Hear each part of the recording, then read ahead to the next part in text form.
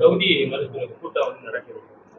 அது எந்த அளவுக்கு அது வந்து ஒரு நல்ல முயற்சி. மக்கள் தொகை அடிப்படையில் இருக்கிற 543 தொகுதிகளை சீரமைத்தார்கள் என்றால் தமிழகத்திற்கும் தென்னகத்திற்கும் வட இந்தியாவில் சில மாநிலங்கள், குறிப்பாக பஞ்சாப் போன்ற மாநிலங்களுக்கு உறுப்பினர் தொகை குறையும். மக்கள் தொகை கட்டுப்படுத்திய மாநிலங்களுக்கு குறைந்த மக்களவை உறுப்பினர்களும், மக்கள் தொகையை கட்டுப்படுத்தாத மாநிலங்களுக்கு அதிக அளவில் உறுப்பினர்களை தருவதும் என்னை பொறுத்தவரைக்கும் நியாயம் அல்ல. மக்களவை உறுப்பினர்கள் எண்ணிக்கையை 888 கூட்டினார்கள் என்றால், கூட்டி ஒவ்வொரு மாநிலத்துக்கும் அதிக அளவு உறுப்பினர்களை தந்தார்கள் என்றாலும் தமிழ்நாட்டுக்கு கொடுக்கின்ற எண்ணிக்கையை விட வட மாநிலங்களுக்கு அதிக அளவில் எண்ணிக்கையை தருவார். இப்பொழுது உத்தரப்பிரதேசத்தில் 80 உறுப்பினர்கள் இருக்கிறார்கள். தமிழ்நாடையும் பாண்டிச்சேரியும் சேர்த்தால் 40 உறுப்பினர்கள் இருக்கிறோம். அவங்க 2ல் 1 பங்கு நம்ம இருக்கிறோம். இவங்களுடைய புது ஃபார்முலா படி பண்ணாங்கன்னா நமக்கு கொஞ்சம் ஒரு 7-10 சீட்டு கூடும். ஆனால் அவங்களுக்கு அதை விட அதிகமாக கூடும். என்ன ஆகிடும்னா, நமக்கு ஒரு 50 சீட் இருக்கும், அவங்களுக்கு 150 சீட் ஆகிடும். 3ல் 1 பங்கு ஆகிடும். அதனால் இப்படி பார்த்தாலும் நமக்கு பாதிப்பு, அப்படி போட்டாலும் நமக்கு பாதிப்பு. மக்கள் தொகை அடிப்படையில் பாராளுமன்ற உறுப்பினர்களை நிர்ணயம் செய்தார்கள் என்றால் அது தமிழ்நாட்டுக்கு பாதகத்தை ஏற்படுத்தும். குறிப்பாக மக்கள் தொகையை குறைக்க வேண்டும் என்ற மத்திய அரசாங்கத்தோட திட்டங்களை சிறப்பாக செயல்படுத்திய மாநிலங்களை வஞ்சிப்பதை போல் இதாகிவிடும். அதை ஏற்றுக்கொள்ள முடியாது. அதற்காக ஒரு தேசிய அளவில் இதில் பாதிக்கப்படுகின்ற மாநிலங்கள் அளவில் ஒரு கருத்தை ஒற்றுமையை கொண்டு வர வேண்டும் என்ற முயற்சியில் தமிழ்நாடு முதலமைச்சர் ஈடுபட்டிருக்கிறார். அதை நான் முழுமையாக வரவேற்கிறேன். இனிமே பண்ணல, இன்னைக்கு வரலன்றதை நான் ஏத்துக்கிறேன். சென்சஸ் என்றது 2026 நடக்கும், 2026 நடக்கும். அதுக்கப்புறம் டீலிமிட்டேஷன் கமிஷன் வரும். அந்த டீலிமிட்டேஷன் கமிஷன்ல பாப்புலேஷன் பேசிஸ்ல டீலிமிட்டேஷன் நடந்துச்சுனாக்க இந்த பாதிப்பு வரும் என்பதை இன்னைக்கே நம்ம பிளாக் பண்றோம். நான் நாளைக்கே வரும் நான் சொல்லலை. பட் அந்த ப்ராப்ளமை ஆன்டிசிபேட் பண்ணி இன்னைக்கே நம்ம வந்து ஒரு ஒருமித்த கருத்தை இந்தியாவில் உருவாக்குகிற முயற்சியிலே தமிழக முதல்வர் ஈடுபட்டிருக்கிறார். அதை நான் வரவேற்கிறேன். தமிழக முதல்வர் வந்து பல்வேறு உரிமைகளை இழந்துட்டு இதை வந்து கண்துடைப்புக்காக நடத்துறாங்க. அண்ணாமலை வந்து ஒரு சிலி எந்தெந்த மேடையில எதை பேசணும்னு இருக்கு. இன்னைக்கு இந்த டீலிமிட்டேஷனை பத்தி ஒரு ஒருமித்த கருத்து வர வேண்டும் என்று சில மாநிலங்களை கூட்டியிருக்கோம்.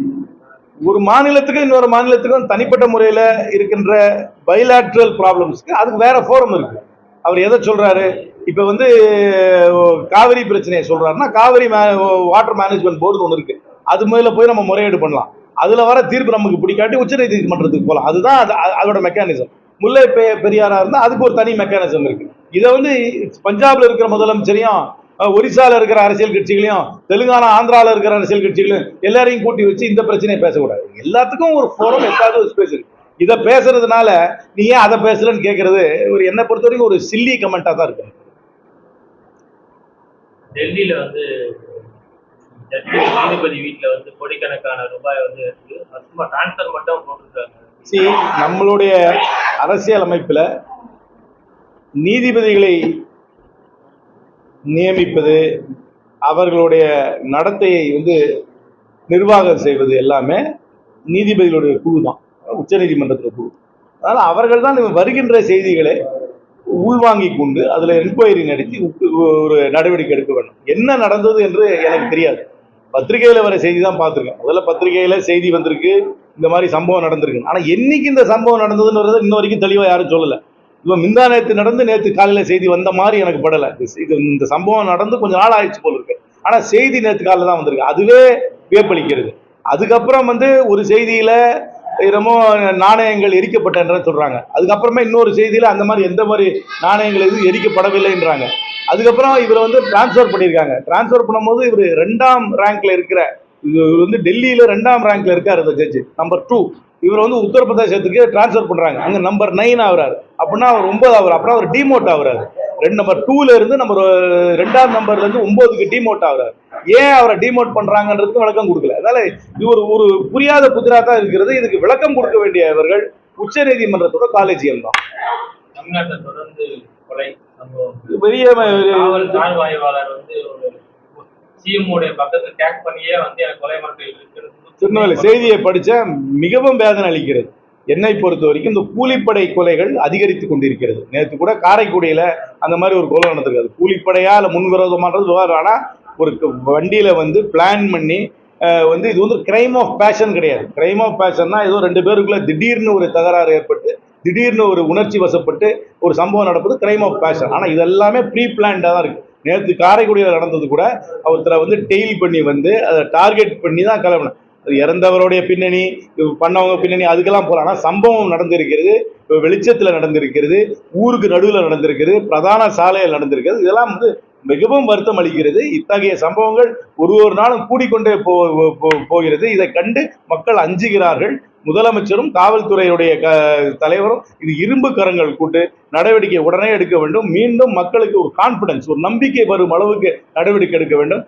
சம்பவம் நடந்த பின்னர் இவர்களை நாங்கள் கைது செய்தோம், இனிமேல் சட்டம் கடமை செய்யும் என்று மாமூலாக சொல்லும் ஆறுதல் வார்த்தைகளை தவிர இன்னும் இரும்பு கரங்கள் கூட்டி அவர்கள் எடுக்கும் நடவடிக்கை வெளிப்படையாக மக்களுக்கு உணரும்படி செயல்பட வேண்டும் என்று கேட்டுக்கொள்கிறேன். மார்க்சிஸ்ட் கட்சியினுடைய மாநில தலைவர் ஒரு போராட்டம் பண்ணாங்க.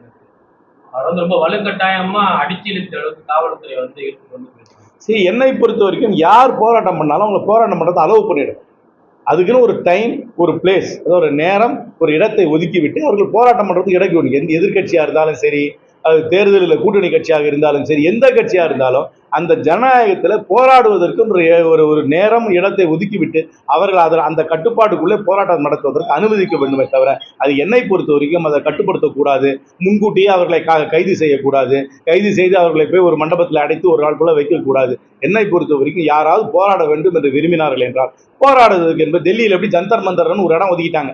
யாராவது போராடணும்னாக்க யார் வேணா எப்போ வேணா போய் அங்கே போராடலாம்.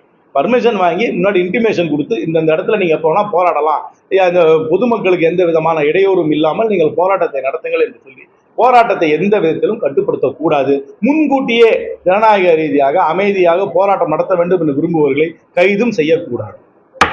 அதிமுக பிஜேபி வந்து இணக்கமா போயிட்டு தெரியல. இணக்கமா போய் ஆக்சிடென்ட் ஆக போதா இல்லை இணக்கமா டிராவல் பண்ண போறாங்களா எனக்கு தெரியல.